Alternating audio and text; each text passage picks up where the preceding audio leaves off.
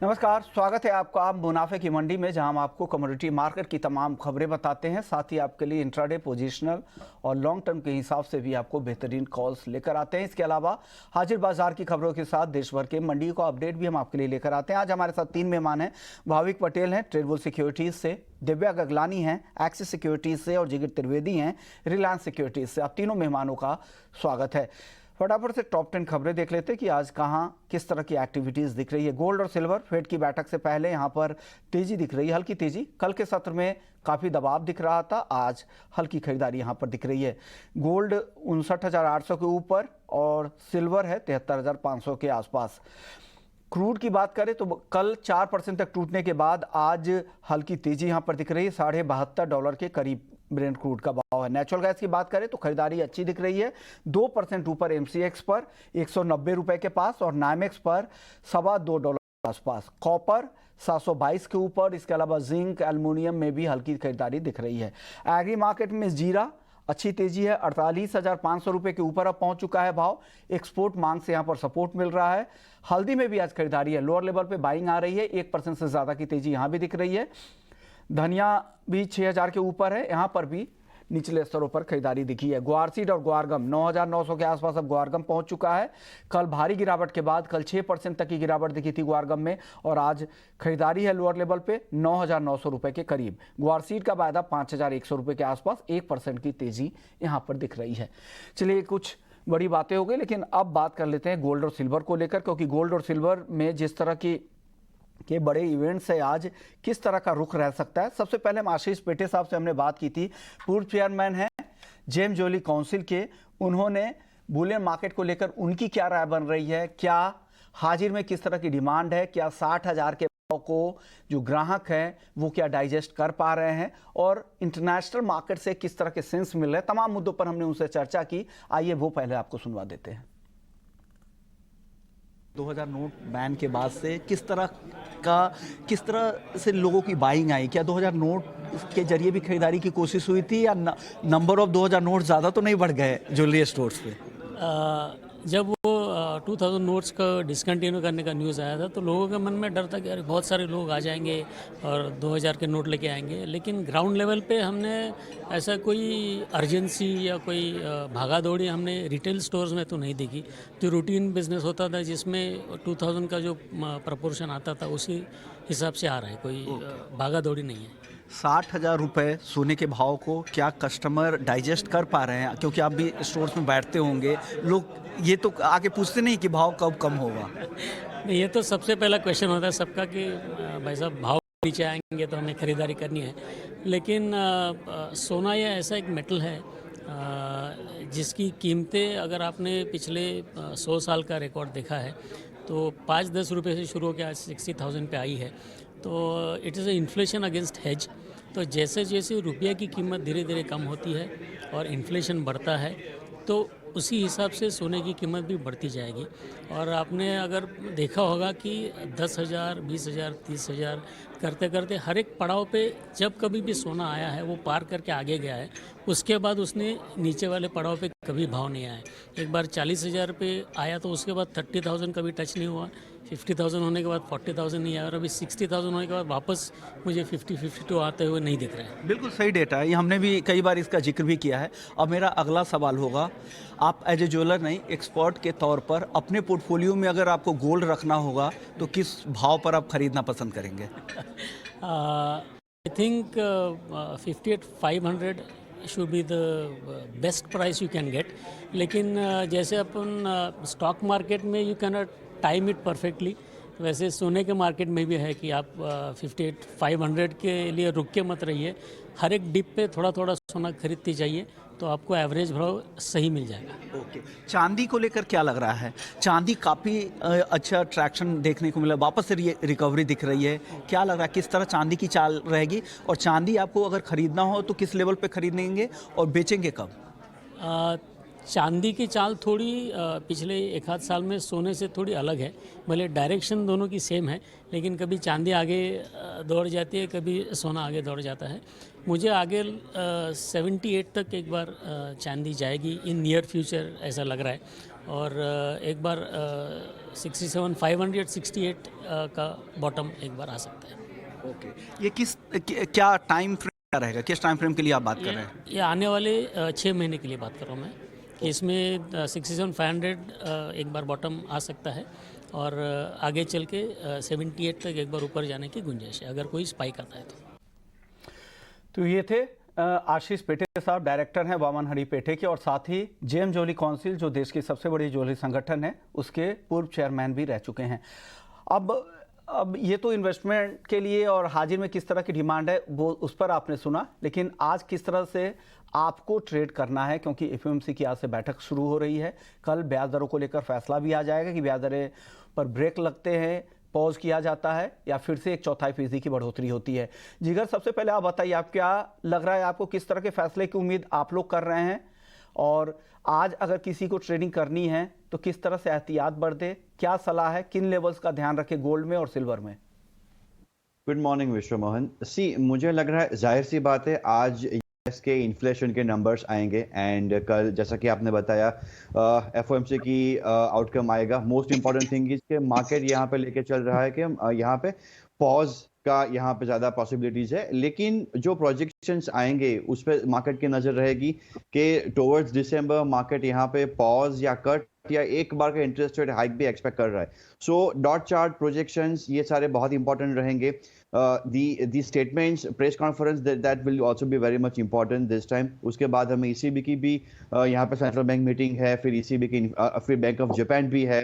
सो central banks के नाम से अगर मैं बात करूं तो ये हफ्ता बहुत ही इंपॉर्टेंट है। मुझे लग रहा है गोल्ड में थोड़ी बहुत यहाँ पे बिकवाली आ सकती है।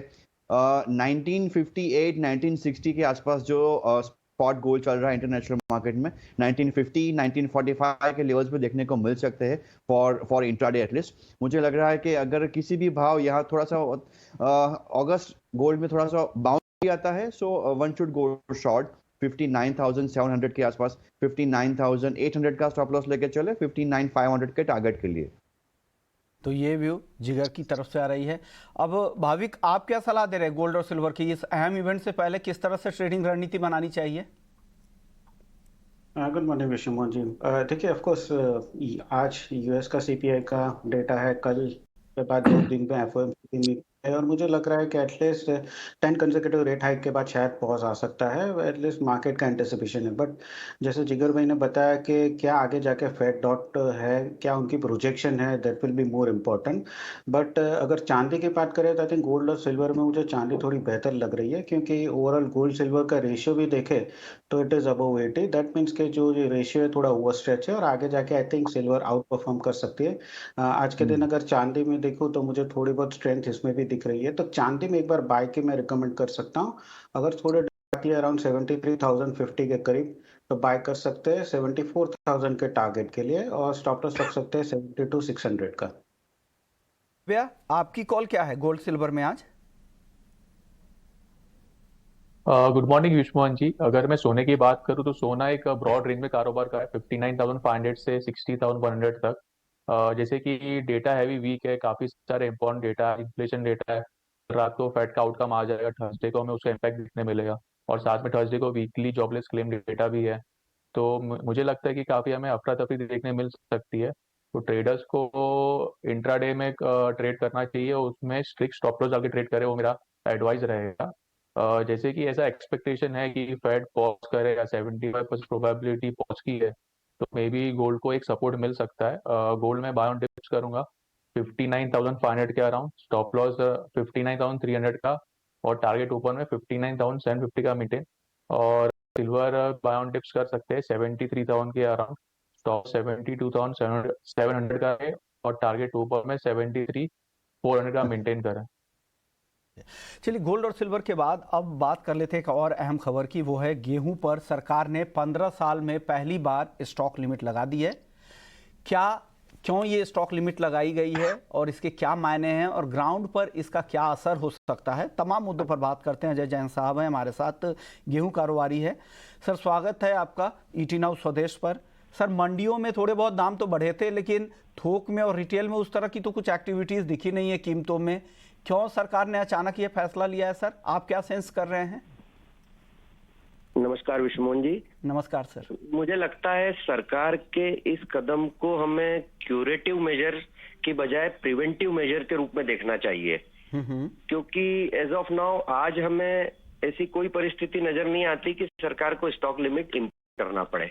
लेकिन भविष्य को देखते हुए सरकार ने इस तरह का जो निर्णय किया है उसे हम प्रिवेंटिव मेजर्स के रूप में देखते हैं। ओके, अजय जैन साहब, अब मेरा सवाल ये होगा, स्टॉक लिमिट का जो लेवल है ये तो फिर नहीं लगाने की तरह का हो गया, तो इसे क्या कहें आप? 3000 टन, ये तो एक बड़ा स्तर है, इससे ज्यादा अब कोई तो रखता नहीं होगा स्टॉक में। हाँ, सरकार के इस कदम को हमें इस तरह से देखना चाहिए कि सरकार ये पता लगाना चाहती है कि कोई अवांछित स्टॉकिंग या किसी भी तरह का कोई अनधिकृत होल्डिंग गेहूं के स्टॉक में कोई कर रहा है या नहीं।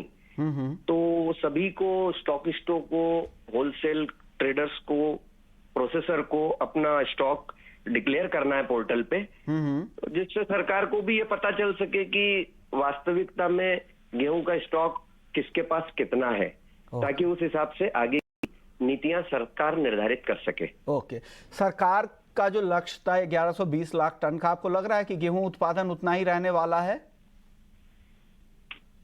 सरकार ने तो थर्ड एडवांस एस्टिमेट में भी अपना गेहूं का उत्पादन 1120 लाख टन ही बताया है, लेकिन हमारे हिसाब से ये कुछ भी 5-7% कम ही होना चाहिए, जो कि सरकार के प्रोक्योरमेंट नंबर से भी नजर आता है।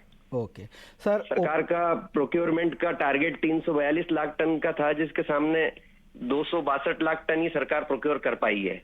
ओके, तो उससे भी लगता है कि प्रोडक्शन उस लेवल पे नहीं है जो सरकार के एडवांस एस्टिमेट शो कर रहे हैं। ओके सर, 28 जून से सरकार ओएमएसएस के जरिए गेहूं भी बेचने वाली है, क्या लग रहा है इससे भाव पर कुछ असर होगा, दबाव आएगा, भाव कुछ नीचे आ सकते हैं गेहूं के? निश्चित तौर पे ओएमएसएस से जो सरकार गेहूं बेचना चाहती है उस मार्केट को कंट्रोल करने में काफी मदद मिलेगी, जो सप्लाई को कंट्रोल करने में काफी मदद मिलने वाली है। पिछली बार हमने देखा कि सरकार ने ओएमएसएस के तहत जो बिक्री की थी वो बहुत ही लेट शुरू किया था, फरवरी से, और सरकार ने इसको भी हम प्रिवेंटिव मेजर के रूप में देखते हैं कि जो अभी 28 जून से जो सरकार बता रही है चालू करने वाली है, और एक जो 15 लाख टन का अभी हमने जस्ट उसका कंफर्मेशन नहीं है, लेकिन जो खबरें आ रही है 15 लाख टन का फर्स्ट ऑक्शन जो गवर्नमेंट करने वाली है वो 28 जून से होगा। ओके, अब आखिरी सवाल, अगर देखा जाए तो ऐसा लगता है कि पूरे साल में सरकार स्टेप बाय स्टेप ऑक्शन करके पूरे साल एक निर्धारित स्तर पे गेहूं की कीमतों को बना के रखना चाहती है, ताकि बाजार में किसी तरह का कोई पैनिक या तेजी का एनवायरनमेंट क्रिएट ना हो। ओके सर, अब आखिरी सवाल आपसे होगा, 1 महीने पहले गेहूं का क्या भाव था, किस रेंज में गेहूं के भाव थे, और आज के तारीख में क्या भाव है? देखिए विश्वमोहन जी, गेहूं के बाजार 1 महीने पहले जो थे और जो जहां पे आज हम खड़े हैं, 3-4% की तेजी जरूर आई है, लेकिन ये सामान्य और स्वाभाविक तेजी है, जो कि सीजन के टाइम में भारी अराइवल्स का प्रेशर रहता है, काफी बड़ी क्रॉप है गेहूं की, उस सब को देखते हुए जो दाम थे, और आज 2 महीने के पश्चात स्टॉकिस्ट को या ट्रेडर को भाड़ा लगता है, इंटरेस्ट लगता है, रेंट लगता है, काफी सारी चीजें हैं, तो इस तेजी को हम अस्वाभाविक नहीं कह सकते। ये स्वाभाविक है, और किसी भी इतनी बड़ी क्रॉप में जब अराइवल का प्रेशर रहता है तो स्वाभाविक रूप से कीमतें कुछ नीचे होती है। ओके, अजय जैन साहब, एक छोटा जवाब और दे दीजिएगा, इंटरनेशनल सिनेरियो क्या बन रहा है, किस तरह की सप्लाई की स्थिति है अब वहां पर? देखिए, इंटरनेशनल जो हमने अभी रिपोर्ट में देखा, यूएसए की अच्छा प्रोडक्शन नंबर है, पिछले साल से ज्यादा प्रोडक्शन इस बार करंट ईयर में गेहूं का वर्ल्ड में दिखाई दे रहा है। मैं इसलिए जानना चाह रहा था कि रूस और यूक्रेन की स्थिति क्या है फिलहाल एक्सपोर्ट की, वहां से किस तरह के एक्सपोर्ट के नंबर आपको दिख रहे हैं ग्लोबली? देखिए, रूस और यूक्रेन का जहां तक सवाल है, वहां का सोइंग नंबर अभी काफी अच्छा आ रहा है, तो उसको देखते हुए आने वाले समय में काफी सारी चीजों पे डिपेंड करने वाला है कि ब्लैक सी का जो अभी इनका कॉरिडोर है वो भी जो खबरें आ रही है उस हिसाब से रूस आगे बढ़ाने के लिए तैयार नहीं है। तो इन सब चीजों पे काफी निर्भर करेगा। लेकिन आज की तारीख में जो उच्च स्तर पे गेहूं की कीमतें विश्व में भी चली गई थी, उससे काफी ज्यादा कीमतों में सुधार आया है, या मतलब जिसको कहना चाहिए नियंत्रित हुई है। ओके, शुक्रिया जयंत साहब, आपने वक्त निकाला हमारे लिए और पूरी एनालिसिस समझा दी घरेलू से इंटरनेशनल मार्केट को लेकर क्या इसका फैसला हो सकता है। हालांकि जो स्टॉक लिमिट तय की गई है उससे कारोबारियों को कोई दिक्कत नहीं हो रही है, ये अजय जैन साहब ने साफ कर दिया है, क्योंकि लिमिट काफ़ी ज़्यादा है। शुक्रिया सर।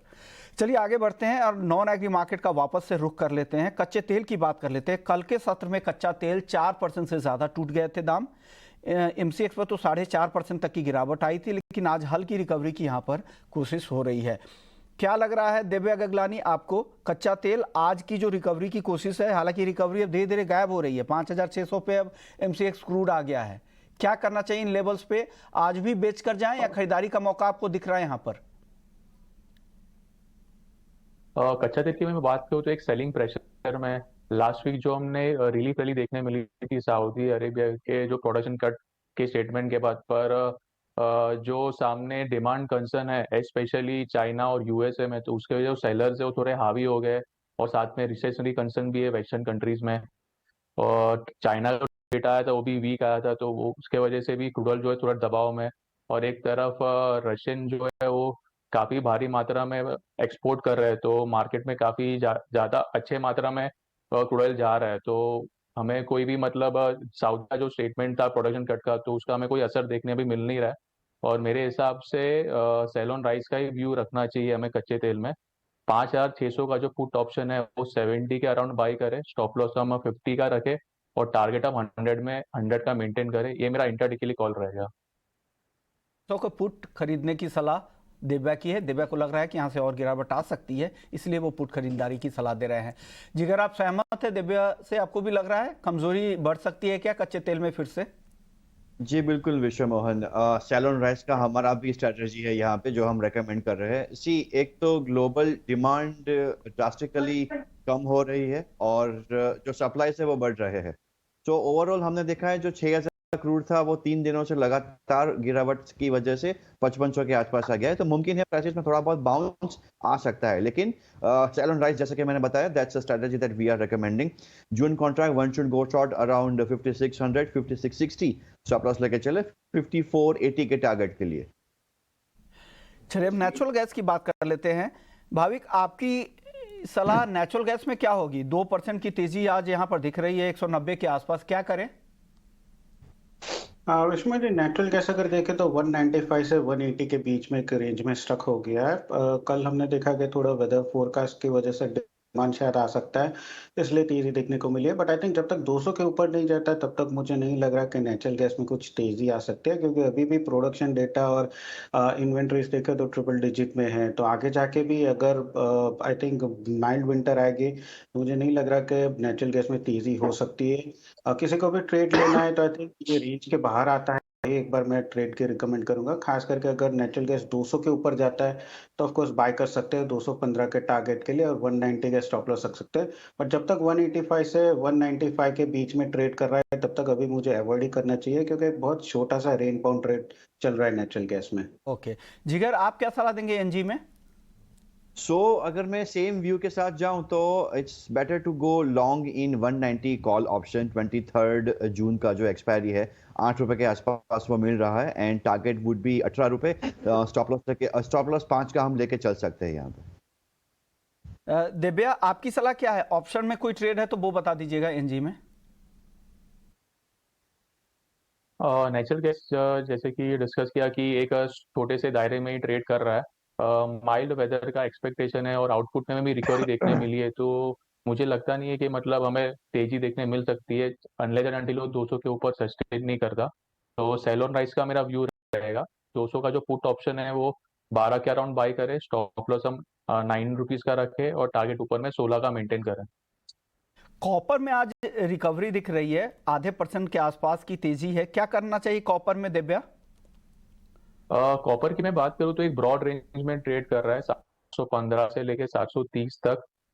जब तक हमें फेड का आउटकम नहीं आता जब मुझे लगता है कि ये रेंज में ही कारोबार करता रहेगा। मे बी आफ्टर थर्सडे हमें एक ट्रेंडिंग मूव देखने मिले। अभी थोड़ा सा रैली आ चुका है, तो मैं अपना जो लेवल से रिवाइज करना चाहूंगा। बाय ऑन डिप्स कम कर सकते हैं 720 के अराउंड। स्टॉप लॉस हम 717 का रखें और टारगेट ऊपर में 725 का मेंटेन करें। ओके, तो ये कॉल कॉपर पे है 7 और टारगेट केवल 725 का था दिव्या। हाँ, 725 का मेंटेन कर सकते हैं। ओके, तो इनका नया टारगेट 725 का, 720 पे आपको खरीदना है, 717 का स्टॉप लॉस। भाविक, आप जिंक पे बताएं, जिंक का सबसे ज्यादा तेजी दिखा रहा है, 1% ऊपर है, 213 के ऊपर। क्या करें जिंक में आज?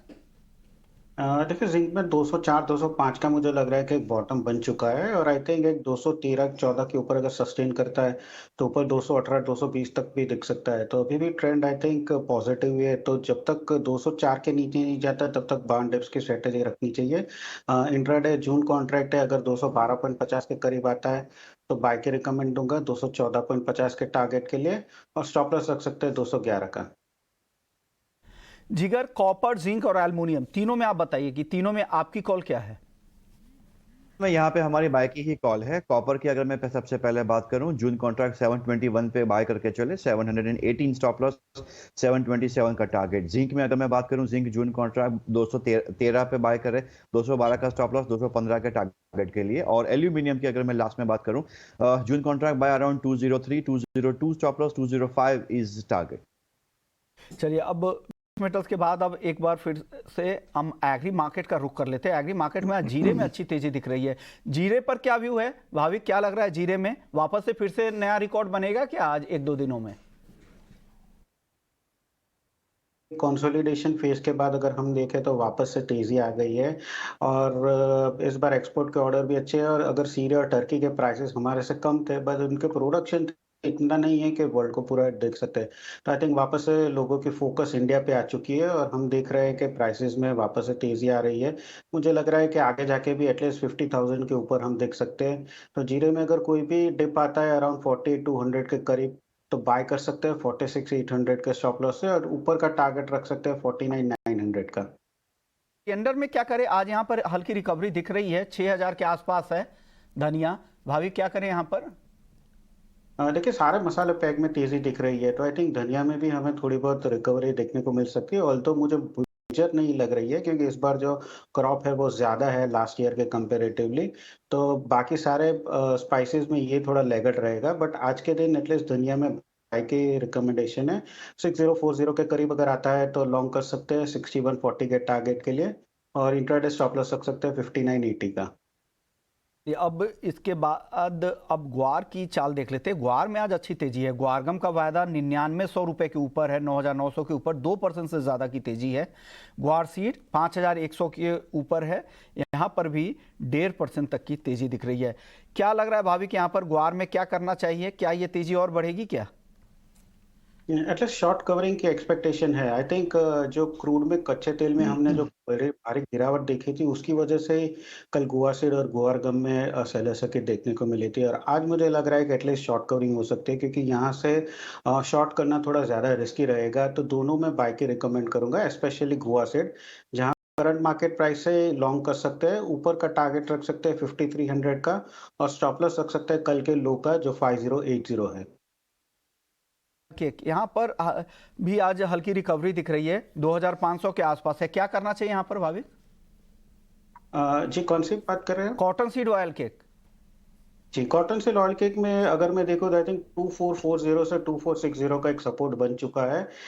ऊपर 250 2560 तक ही मुझे लग रहा है कि ऊपर का सीमित रहेगा रेजिस्टेंस। तो इंट्राडे यहीं से बाय कर सकते हैं 2480 के स्टॉप लॉस से, और ऊपर का टारगेट रख सकते हैं 2550 का। आई थिंक 1 से 2 दिन में और मुझे लग रहा है कि रेंज बाउंडेड ट्रेड रहेगा। कर लेते करेंसी मार्केट की, जहां पर डॉलर के मुकाबले काफी समय से एक रेंज में ही रुपया कारोबार कर रहा है। आज 82.4 के आसपास है। क्या लग रहा है जिगर, क्या व्यू है आपका करेंसी मार्केट को लेकर?